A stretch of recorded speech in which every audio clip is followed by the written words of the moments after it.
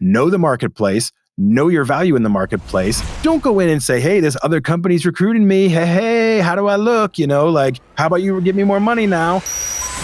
This is the Work in Sports Podcast. Here's VP of Content and Engage Learning at workinsports.com, Brian Clapp. Before we get into today's topic, which is a really good one on salary negotiation, which is important for anyone trying to get a new job or trying to get an internal promotion, we're going to go through a step-by-step process. I want to bring up something else I find really important for all of you out there to know and understand and appreciate. So I go speak in colleges all across the country, and I try to teach people how to get hired in the sports industry, just like I do on this podcast. This is what I do. And I talk to people all the time about considering jobs in sports sales because 50% of the available jobs in the sports industry are in sales. It's a great way to start out, and there's a high ceiling there. And people always look at me like, no, I want to be a GM. I want to be a top dog at a front office, blah, blah, blah, right? That's the pushback I always get. I'm not a sales type. I want this, I want that. Well, the proof is in the pudding. On Friday, Joe Schoen was hired by the New York Giants to be their new GM. Do you know where Joe Schoen started his career in the sports industry?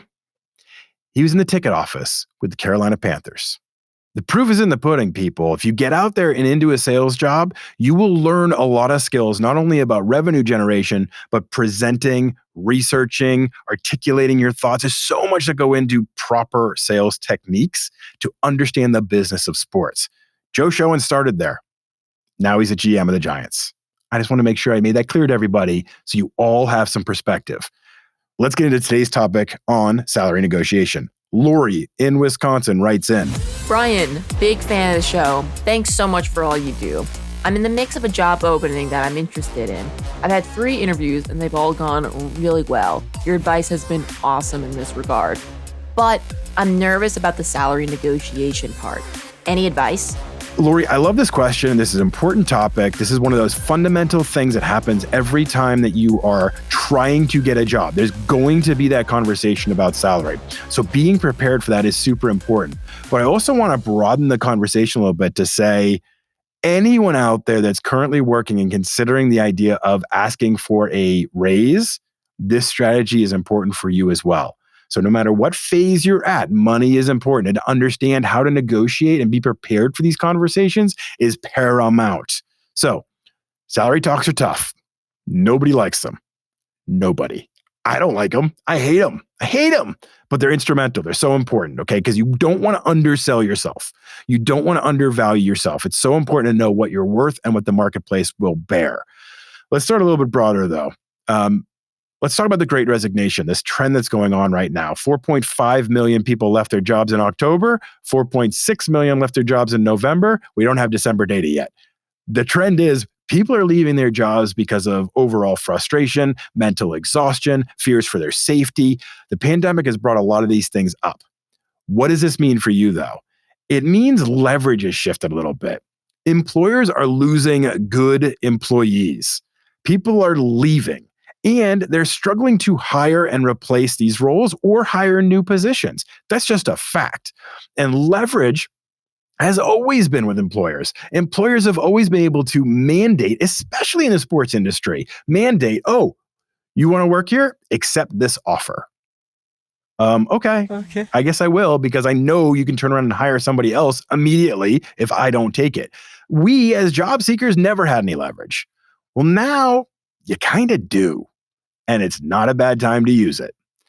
Leverage can be explored in many different ways. It doesn't mean you need to quit your job and leave, although a lot of people are doing that, and I respect it. I know a lot of people who have left and said, I'm burnt. I'm not sure about the safety protocols at my company. I'm not feeling like I want to do this anymore. I am feeling apathetic, whatever it may be. Resign if that's what you feel like is right. But for a lot of you out there that are like, well, I don't want to take that drastic of a step, but I might want to negotiate for more salary. I might want to negotiate for better benefits. I might want to negotiate for a better title. This could be the time to do it because you have leverage on your side. Employers are feeling the pinch. And they don't want to anymore. So they're having to raise the bar. Wall Street Journal just posted a great article about how businesses are expected across all industries to make pay increases like never before in 2022 because they know the burden is on them to make positive changes that will make employees stay. And it comes down to dollar bills, y'all. We did a poll recently to ask people all the different things that were most important to them at a company that might make them stay. Salary wins. I would love to tell you it's about benefits and culture and all these other things, but most people are like, money. Show me the money. Organizations realize that. They realize they're going to have to step up. So you may take it upon yourself to say, now's my time. Okay. But that's not enough. Could you imagine going into your boss and being, I have leverage now, so I would like to be paid more. No, that's not how it works. Okay. If you are Lori, you're negotiating for a new job they're trying to get, or you're whomever trying to get a increase in pay, there are three key things you need to do. You have to plan, you have to research, and you have to be ready and mature enough to deliver the message in the proper way. So let's break this down a little bit. Planning. What is important to you? Go through your own life expenses. Understand what your monthly money going out is so that you can understand what you need your money to be coming in. If you don't know that information, you cannot make a good decision about accepting a position or how to negotiate. Now, you can't just demand things because your life expenses are really high. Like, well, I mean, who's going to pay for my Porsche? That employer doesn't care about that, right? Those are your own choices. This is your own kind of internal planning and research and making decisions and saying, okay, it's important to me to work in the sports industry. The opportunities out there kind of bear this kind of money. What are my monthly expenses? And does it actually pencil for me? Without that kind of knowledge, you can't be prepared for any of these conversations because they might counteroffer and you can't be like, yeah, sure, I'll take it. And then find out you're going underwater each month, right? If you accept on something and find out later on that your expenses are higher than the money you're bringing in, that ain't a good scenario to be in. That's not going to make you happy for a long term or in the short term. So planning first, understanding your own life and how it all factors into your decision making. Okay, so that's step one. Step two, research into the marketplace. What will the marketplace bear for what you want to do? We have salary tools on our site all over the place where you can go in and you can put in certain job titles and certain areas of the country by zip code. And it will tell you what the marketplace will bear and what is being paid for certain job titles in certain geographic areas.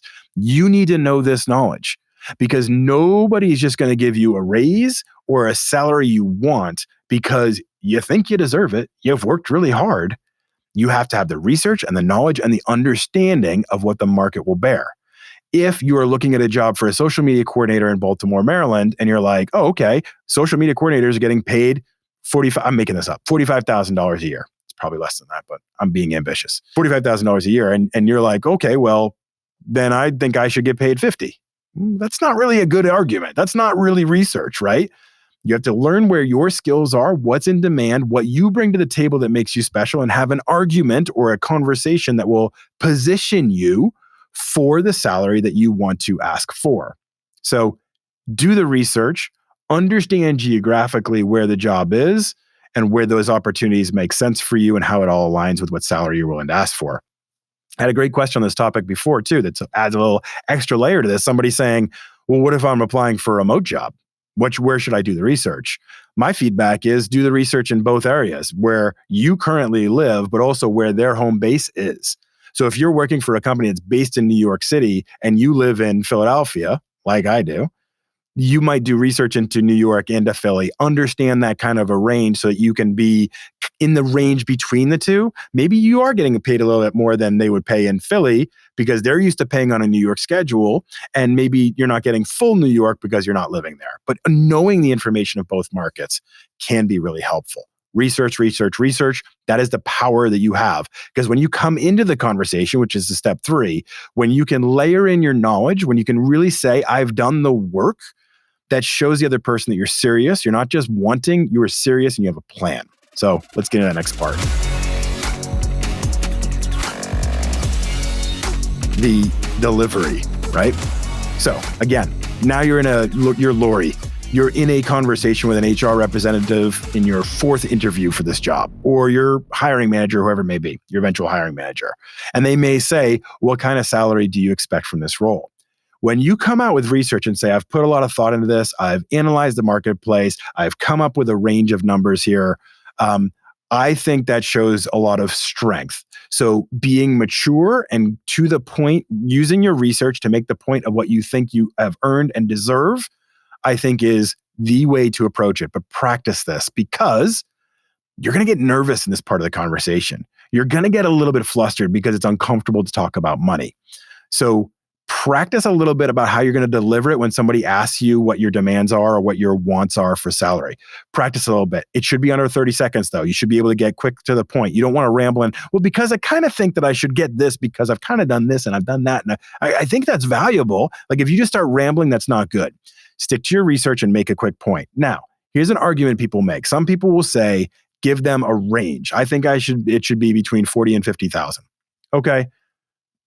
Some people like to do it that way. I don't in particular. You know why? If somebody said to me, you can pay me between $10 and $20 for this thing, I'm going to pay them 10. So if you give them a range, expect them to come on the low end and say, great, we'll give you your low number. You said that was the range you're willing to accept.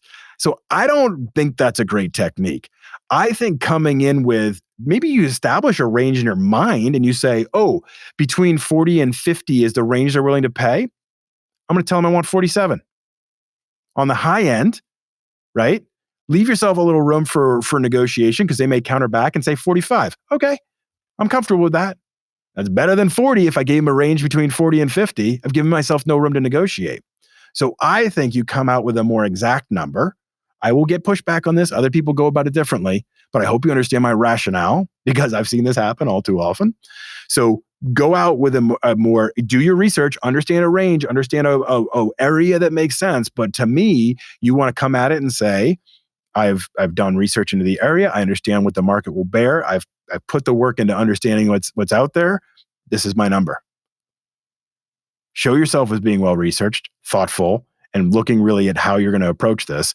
And they're going to respect that approach. So if you are mature enough to have this conversation, same sort of thing. Now you're going into your boss and you want to have a negotiation or a conversation about a salary increase. Know the marketplace. Know your value in the marketplace. Don't go in and say, hey, this other company's recruiting me. Hey, how do I look? How about you give me more money now? That sort of leverage doesn't work unless you're in high school and you're trying to pit one girl against another or one guy against another. Like, oh, this one's looking at me. Hey, doesn't work that way. No business is going to say, oh my gosh, what are we going to do?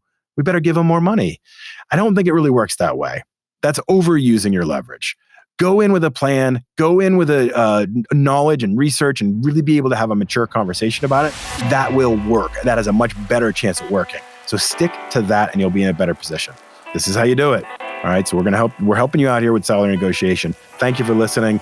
Coming up later this week, Drew Friedman, Partnership Activation Manager for the Golden State Warriors. Super cool interview.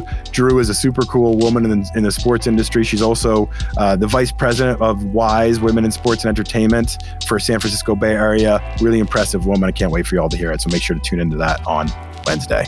Thanks, everybody.